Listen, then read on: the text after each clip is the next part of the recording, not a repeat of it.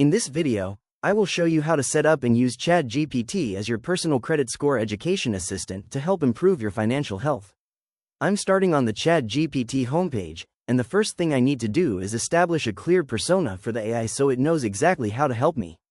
I'll pull up my prepared notes and copy my initial instruction, which introduces me as Josh and asks the AI to act as a supportive, plain language credit educator. I paste this into the chat box and send it off. ChatGPT quickly responds, confirming it will act as my assistant and even suggests a few helpful questions I might want to start with. Now, I want to understand the core mechanics of my score, so I go back to my notes and copy a prompt asking for the 5 main factors that determine a credit score. Once I paste and send this, the AI breaks everything down in a way that's very easy to digest. I can see that payment history is the most important at 35%, followed by credit utilization at 30%. It even provides a simple formula and specific goals, like keeping my balance under 10% for the best results. It also covers the length of credit history, my credit mix, and the impact of new inquiries, finishing up with a helpful summary table. Next, I need a concrete roadmap for the future. I copy a detailed prompt asking for a realistic 6-month credit score improvement plan specifically for someone in the fair credit range. After I send the prompt, ChatGPT generates a phase-by-phase timeline.